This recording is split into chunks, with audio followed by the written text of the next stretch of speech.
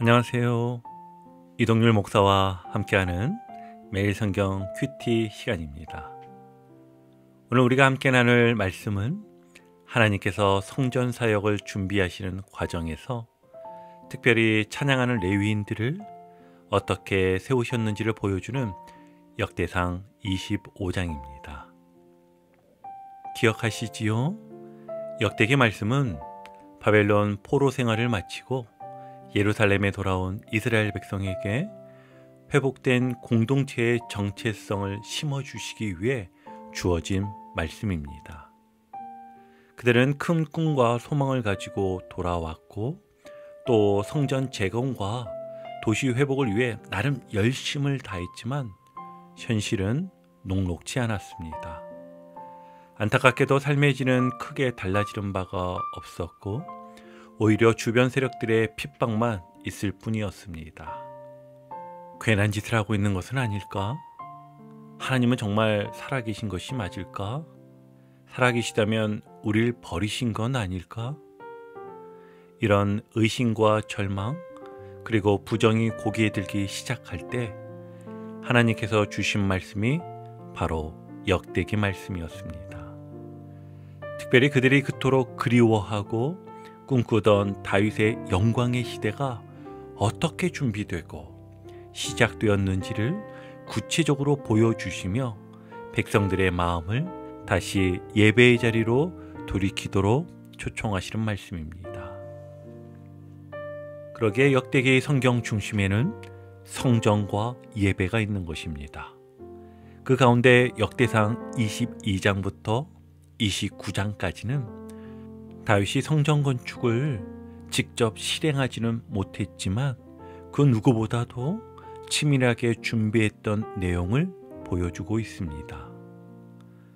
어제 나누었던 24장은 제사장 조직, 그리고 오늘 보게 되는 25장은 찬양대 조직, 그리고 내일 함께 나누게 되는 26장은 문지기 조직으로 이어지는데 이런 단순한 행정체계가 아니라 하나님께 예배드리는 공동체의 정신과 구조를 회복하는 과정이었습니다.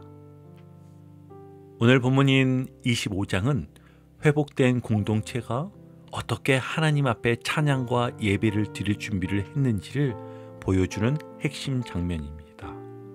그래서 본문은 단순한 업무 분장에 따른 명단 기록이 아닙니다.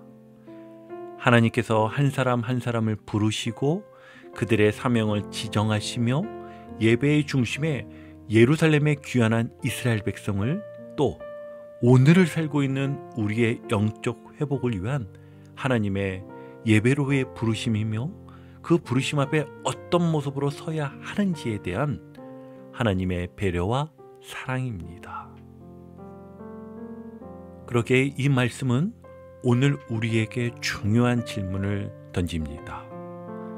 나는 하나님 앞에 신령한 찬양과 예배를 어떻게 준비하고 있는가?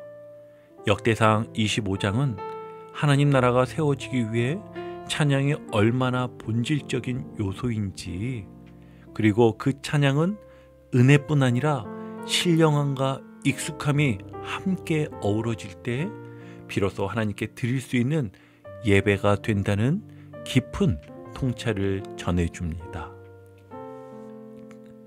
그럼 이제 직접 본문으로 들어가 보겠습니다.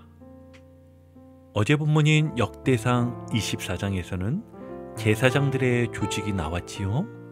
이제 25장에서는 찬양을 담당한 레위인들, 즉 음악 사역자들을 구별해 세우시는 장면이 이어집니다. 다윗은 단순히 성전을 위한 기물을 준비했을 뿐만 아니라 성전에서 울려 퍼질 예배의 소리, 신령한 찬양을 위해 사람들을 세웁니다. 그런데 흥미롭게도 오늘 본문은 이렇게 시작을 합니다. 1절을 보시면 다윗이 군대 지휘관들과 더불어 아멘. 성전을 위한 찬양대를 세우는 일에 군대 지휘관들이 함께 했다는 이 표현은 매우 상징적인 의미를 지니는 것입니다. 이런 찬양이 단순한 음악이 아니라 영적 전쟁의 무기이며 하나님의 나라를 세우는 전선의 도구라는 뜻이기 때문입니다. 그리고 첫 단락을 보니 3명의 지휘자 아삽, 헤만, 여두둔과 그들의 아들들이 언급되는데요. 이들은 단순한 음악이지 아니라 신령한 노래를 부르는 자들이었습니다. 여기서 신령한 노래는 시브리어로 보면 예언하다라는 뜻을 담고 있습니다. 이들이 하나님의 말씀을 선포하는 찬양자들, 예언자적 역할을 했다는 걸 의미합니다. 또한 5절에서는 이렇게도 말합니다. 헤만은 하나님의 말씀을 가진 왕의 선견자라. 아멘. 이들은 단순한 노래하는 사람이 아니라 하나님의 마음을 노래하는 자, 하나님의 마음을 읊조리는 자들이었습니다. 오늘 우리에게도 찬양은 단순한 감정 표현이 아니라 말씀 선포입니다. 예배의 자리에서 찬양을 인도하든 혹은 따라 부르든 우리는 말씀을 담아 고백하는 자입니다. 우리 이렇게 실천해 보길 바랍니다. 찬양을 들을 때 그 가사가 성경에 근거한 말씀인지 먼저는 귀를 한번 기울여 보세요. 또 찬양을 부를 때는 하나님 앞에 고백하는 마음으로 찬양해 보시기 바랍니다. 찬양 사역자는 말씀을 묵상하며 자신의 노래가 하나님의 뜻을 담고 있는지 언제나 늘 확인해야겠지요. 이런 모습으로 찬양하는 가운데 하나님께 영광 돌리는 모두가 되시길 바랍니다.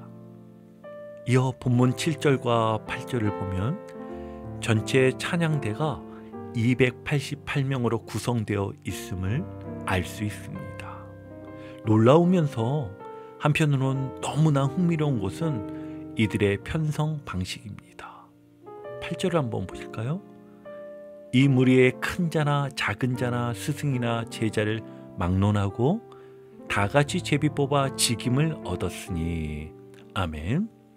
이들은 실력이나 연륜에 따라 뽑은 것이 아니라 하나님의 주권 아래 공정하게 제비를 뽑아 배치되었다라는 의미입니다. 배운 사람도 있었고 이제 막 배우는 사람도 있었지만 하나님은 모두를 그 자리에서 배워 익숙하게 되게 하셨습니다. 우리의 교회 사역도 마찬가지입니다. 능력이 있어서 맡는 것이 아니라 하나님이 맡기셨기에 배우며 순종하는 자리가 교회의 사역, 하나님의 일하는 자리입니다. 우리 이를 이렇게 한번 실천해 보시기 바랍니다. 우선 먼저 나는 잘 못해서요 라는 이 말 대신 하나님이 맡기시면 배우겠습니다 라고 고백해 보시기 바랍니다. 또 맡은 사역이 있다면 익숙해질 때까지 정직하게 연습하며 준비해 보세요. 교회 안의 직무나 봉사에 대해 능력보다 부르심을 먼저 바라보는 이 태도를 가지는 것이 매우 중요한 것입니다. 그래서 하나님이 맡기신 일에 순종하며 나아가는 모두가 되시길 바랍니다. 계속해서 본문을 보면 본문 7절은 또 이렇게 말하고 있습니다. 여호와 찬송하기를 배워 익숙한 자의 수요가 288명이었더라. 아멘. 찬양하는 자들에게 요구된 것은 2가지였다는 것이지요. 하나는 앞서 1절로 3절에서 말한 바와 같이 신령함, 하나님과 교제하는 자이고, 다른 하나는 익숙함, 꾸준한 훈련과 실력입니다. 그 둘이 함께 있을 때 감동과 진리의 찬양이 울려 퍼질 수 있습니다. 오늘날에도 은혜만을 강조하다 보면 준비 없는 찬양, 훈련 없는 봉사에 머무를 수 있습니다. 하나님께서는 최선과 진심을 담은 찬양이 드려지기를 원하십니다. 신령함과 전문성의 균형, 이것은 찬양 사역자뿐만이 아니라 모든 봉사자에게 다 해당되는 것입니다. 찬양대, 교사, 안내 등 모든 교회 봉사에서 최선의 준비와 연습을 해보시기 바랍니다. 말씀 묵상과 기도를 통해 신령한 동기와 태도를 준비하세요. 예배 전 또 예배 후 짧게라도 주님 이 시간 주의 뜻을 드러내게 하소서라고 기도하며 준비해 보시길 바랍니다. 그래서 신령함과 전문성과 균형을 갖춘 우리 주님의 일꾼들 되시기를 주님의 이름으로 축복합니다. 이제 오늘 큐티 말씀을 정리하며 마무리하겠습니다. 하나님은 성전을 세우시기 전 그 안에서 찬양할 사람들을 먼저 세우셨습니다. 왜냐하면 찬양은 단순한 음악이 아니라 하나님의 말씀을 담은 예언의 통로요, 백성들의 고백을 하나님께 올리는 전인격적 예배이기 때문이었습니다. 오늘 우리도 그 찬양의 자리에 부름받았습니다. 어쩌면 여러분의 이름도 오늘 그 명단에 기록된 하나님의 찬양대원일 수 있습니다. 마음껏 힘껏 하나님을 찬양하며 기쁨과 감사로 하루를 사시기를 주님의 이름으로 축원합니다. 오늘도 복음의 기쁨과 확신으로 승리하는 하루 되시길 축복합니다. 함께 해주셔서 감사합니다. 내일 큐티 시간에 다시 뵙겠습니다.